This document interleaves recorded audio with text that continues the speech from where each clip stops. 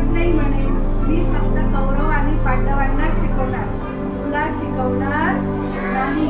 पण त्याची खूप इच्छा असते की गुरु द्रोणाचार्यांकडनं आपण धनुर्विद्या शिकायची. खूप प्रगल्भ इच्छा असते त्याची. मग तो काय करतो, तुमच्यासारखा लहान असताना एका जंगलामध्ये जातो. जंगलामध्ये एक मोठं झाड असतं.